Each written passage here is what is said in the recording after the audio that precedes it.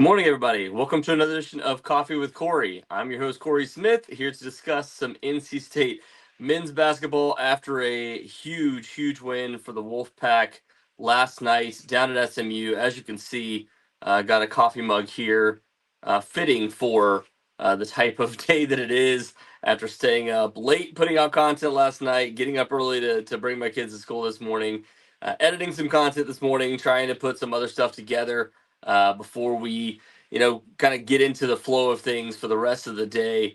I wanted to kind of bring on a coffee mug that my wife got for me. As you can see here, it says, "I'll do it when I have finished my coffee." And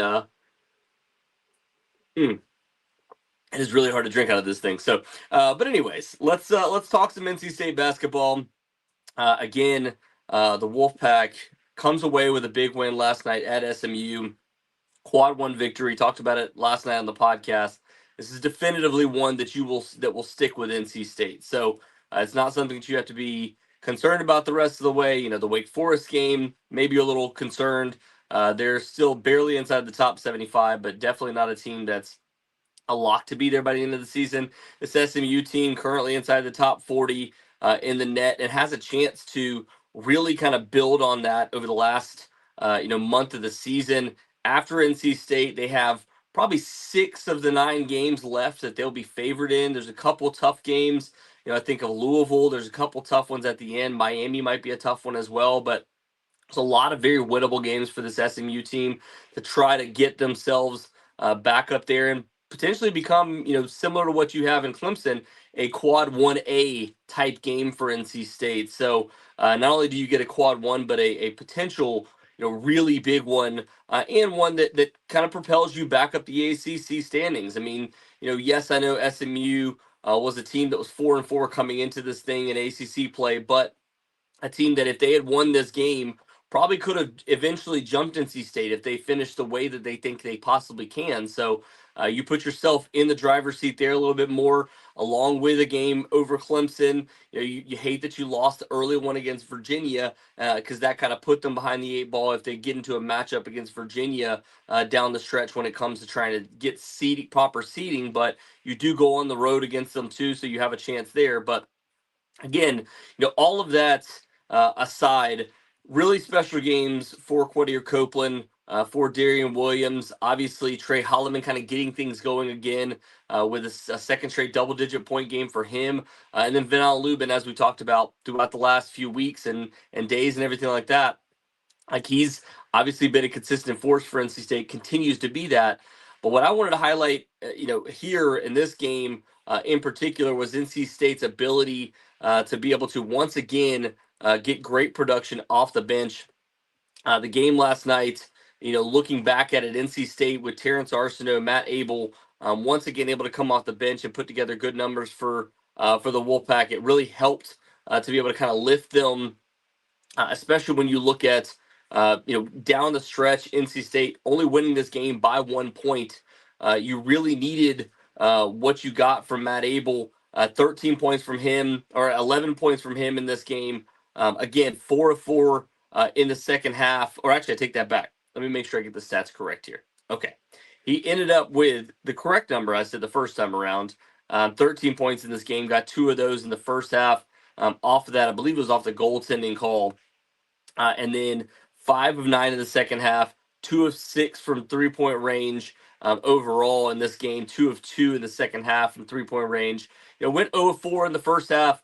Will Wade talked about it and said at halftime, he went to him and just said, "Look, man, just keep shooting. You're getting good shots off. It's just not falling for you yet." They have supreme confidence that he's going to get it together.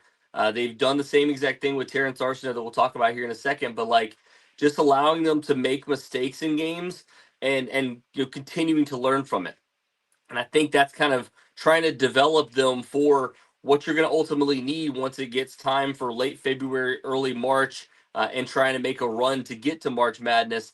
You're going to need all those guys, especially if you're going to be trying to make a run over the course of, say, NC State doesn't get the double bye. You're going to need to win 4 games straight in order to be able to try to get to what you want to get to and try to win an ACC championship game. So if you're only going to have an 8-man, potentially 9-man rotation, if you have Scotty Ebube, we'll see if eventually you end up getting Allen Breed back into the rotation, but you're going to need all those guys to be productive, especially if you have those stretches where you're playing 2 to 3 games in a row, or say you get a guy in foul trouble.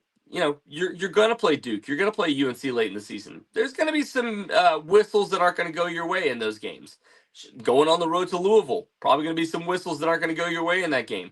You need all those guys to be ready to jump into action and be able to fill the roles if you don't have, say, a Trey Holloman gets 2 early fouls. Paul McNeil last night, 2 early fouls.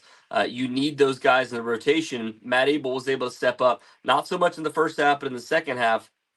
I wanted to go over the stats for him really quickly, though, because I kind of pinpointed it. You think back, NC State on the road, that game against Boston College, that was really the moment for both of these guys, Matt Abel and Terrence Arseno, where they really got going. Matt Abel in that game was able to finish with 4 of 7 from the field, so 57% shooting in that game, 3 of 4 from the 3-point line in that game, so 11 points in that one.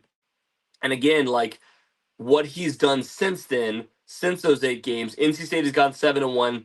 Again, the only frustrating loss, obviously, being the game that you go back to against Georgia Tech. That was the one loss for them in this stretch. But 7-1 since that point. He's played 185 minutes over that stretch, so 23.1 minutes per game over that stretch, and ended up averaging. Oh, I lost it. Hold on one second, guys. I ended up losing it here. Ended up averaging over that stretch 38.7% shooting from 3-point range, 44% shooting overall. So he's actually shooting 52% from inside the arc, 12 of 23. Not taking a ton there, taking more threes. And again, that's something they want to develop. They want to develop another outside shooter.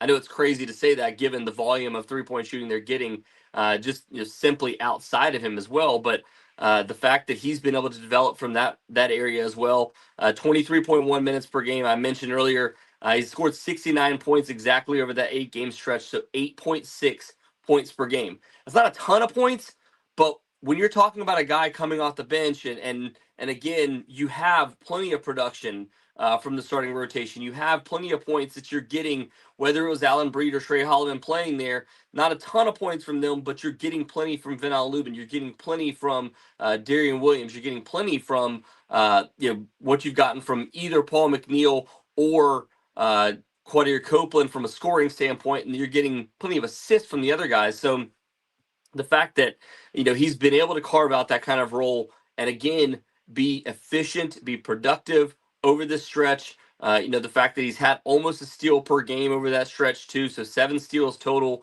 over that stretch, averaging a little over 1 assist per game over that stretch too. Like the defensive side of the basketball is still a work in progress for him, but Matt Abel is extremely just brings you a ton of energy off the bench. A guy that every time you put him into the lineup on the defensive end, he's giving you a ton of energy. Now, is he missing assignments every once in a while? Yeah, that's going to happen for a true freshman. It's going to happen every once in a while, but you live with those mistakes.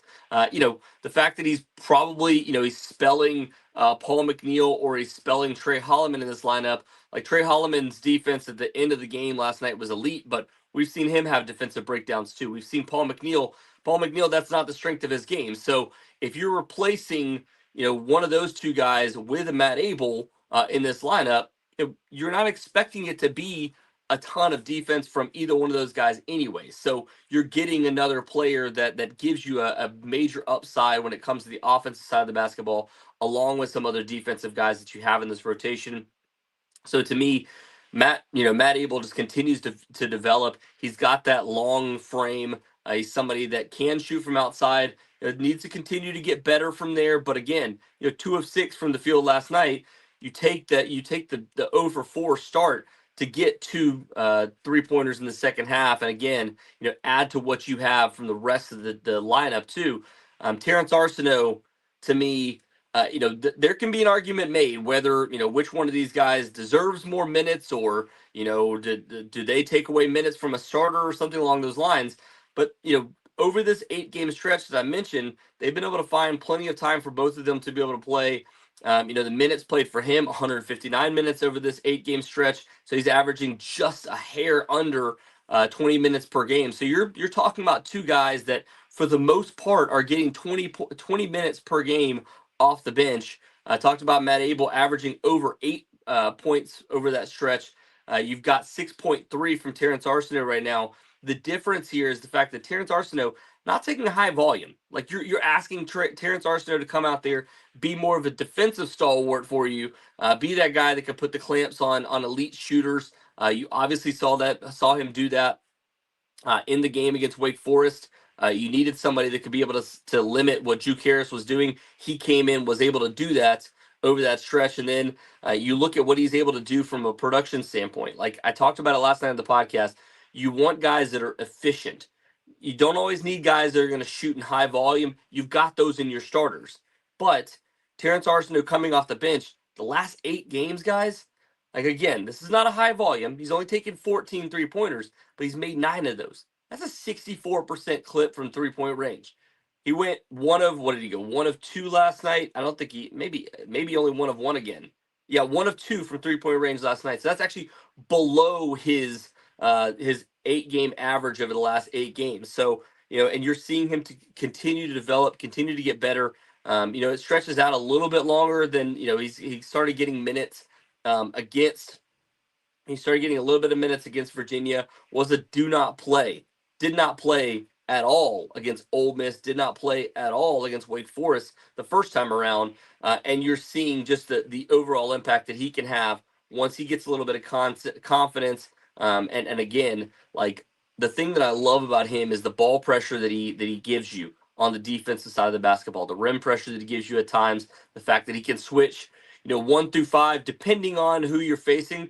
Obviously, you would not like for him to have, the matchup against the big man from SMU last night, or maybe even a Cam Boozer or Caleb Williams when you're facing them later on in the season. But he can face, smaller bigs down low. If you're playing, a small ball lineup, he has a chance to be kind of one of those guys that can at least, try to get steals, try to generate something there. But yeah, I mean, like I want to go back and look at this too, because like over the course of this stretch too, let's see, he's had 13 steals, which is 1.6 per game. Again, that's only 19 minutes that he's played. Does have 2 blocks, so not a big number there. But again, you're talking about a guy that has 15 stocks, so steals or blocks over the last 8 games. That's, again, he's known more for just his on-ball defense and being able to clog up passing lanes, not really, necessarily generating a ton of those steals. But what he's giving you there has been huge. Also, the fact that, he's the total rebounds overall, 3.6 per game, not a big number again, but like you go back and watch some of these, like he gets underneath the basket and all those tip outs that he's getting too. Like he's adding value there for you. And I want to go back to Matt Abel too, because Matt Abel, from a rebounding standpoint, again, not a big number, but 4.1 rebounds that he's giving you per game. This team is not a great rebounding team so far. So you're getting, Ven-Allen Lubin is fighting his ass off down low to get you everything you possibly can.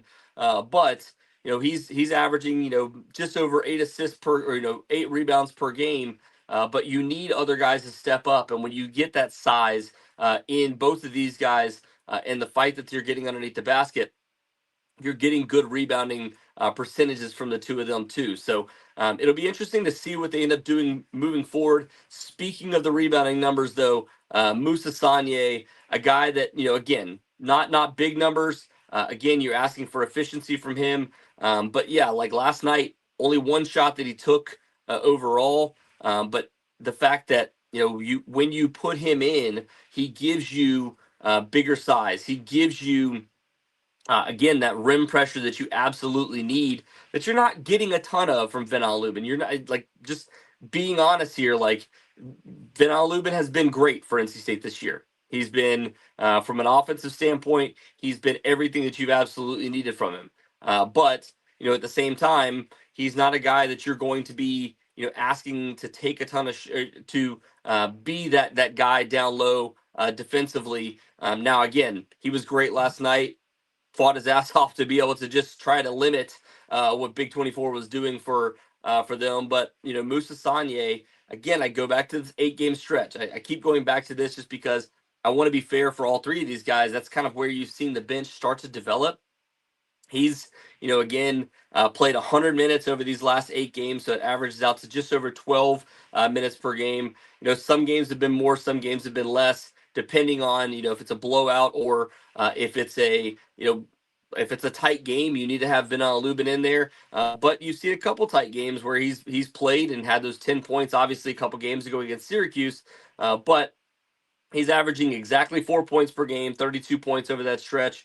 The fact that he's got 3 blocks, 5 steals. So again, 8 stocks over 8 games. That's good defense. What you need from him, and then again the rebounding for him. 10 offensive rebounds, 9 defensive rebounds. The thing that you're getting from him is something that NC State is desperately missing. And maybe it's not a high volume again, but it's only in 12 minutes. But you're not getting a ton of offensive rebounding right now. So he's not somebody that's going to go get an offensive rebound and immediately put it back. He's a guy that, which you actually saw that 2 games ago, he was able to kind of get that tip in against Wake Forest when they were struggling to be able to kind of get, or actually against Syracuse when they were struggling to get defensive rebounds or offensive rebounds, puts one back. But the thing is, like, he's a guy that's going to get the ball down, set up or push it back out, set up the offense, and get guys opportunities again to be able to shoot. So he's just not somebody that takes up a ton of your usage percentage. He's somebody that once he gets the ball in his hands, he's looking to help set up the offense for other guys. So that again to me is why he's such a valuable commodity for NC State. We'll see. And yeah, actually, Nick pointed it out here. Yeah, that actually, it's like last night seems like such a distant memory already because it was such a crazy night trying to get everything done. Actually that happened last night. That happened in that game. That was like one of the first offensive rebounds for NC State in that game, and he was able to put the tip back in. So yeah, I think he's and as Nick also pointed out, a really good perimeter defender for a big man for NC State too, and somebody that as you're kind of looking to add more things, does he kind of become a little bit more of a hedge defender on the outside? Do you use him in those situations? If you're using 2 bigs and you have Ven-Allen Lubin out there as more of your offensive guy, do you hedge those ball screens and try to push it outside to give other guys opportunities? He has that speed. He has that athleticism to be able to get up and down and give you those opportunities. Again, like we talk about all these different guys and all the different potential pieces that you have there. You have a lot of different things that you can use, a lot of different ways that you can utilize these guys. Uh, Will Wade's talked about the fact that Terrence Arseno, potentially the most athletic player on this entire team. You have, Matt Abel, who has continued to grow throughout ACC play. Musa Sagier, that you've seen get better. Scotty Abube, that I think is finally back to being fully healthy. You saw him for a minute last night. I think it was a little over a minute that he might have actually played, but was credited with a minute. Got a steal in that. Again, like you have all these different guys that can be able to contribute in different ways. And while we're all solely focused on the guys starting in these lineups, we're seeing again to that all these different guys develop in different ways. And I go back to the bench production last night.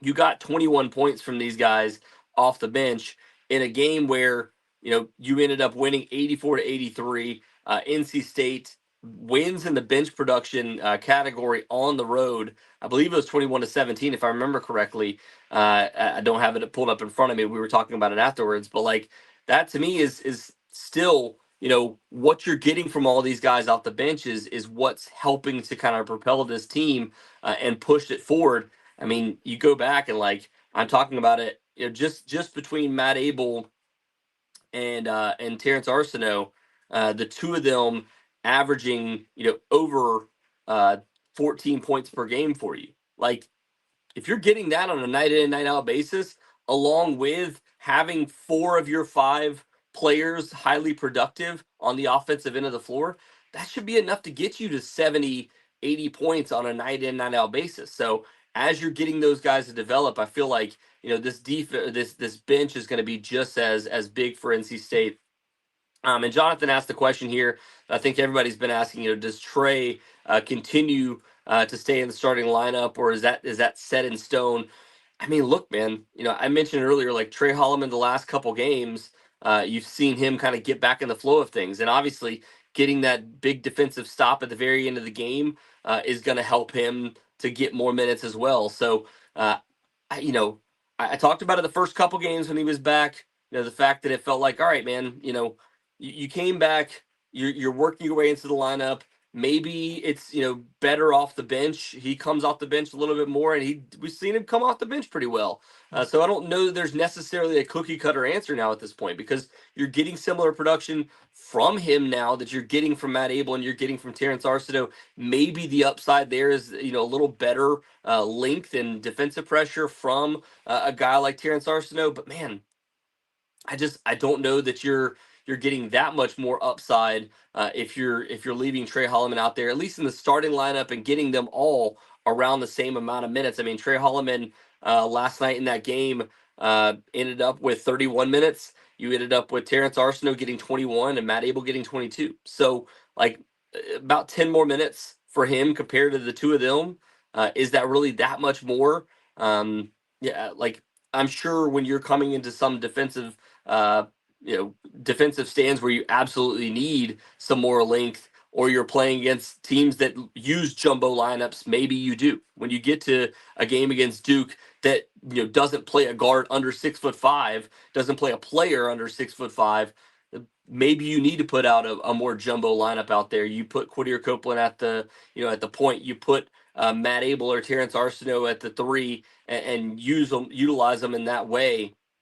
Or at the two, and then use Darrion Williams at the three. We'll see what they ultimately do with some of these lineups, but like that to me, I think is still Trey Holloman hasn't done anything to take him out of the lineup the last couple games, and you're still winning. Why would you move away from something that's winning and working really well for you right now, unless you absolutely need it to start a game against a couple of these teams down the stretch? So just wanted to shine a light again on all these bench players. Let me know what your thoughts are. If you guys have any other thoughts on who should be starting, who should be, getting more minutes off the bench for NC State, let me know. I'm going to go drink the rest of this coffee. We will talk to you guys again soon.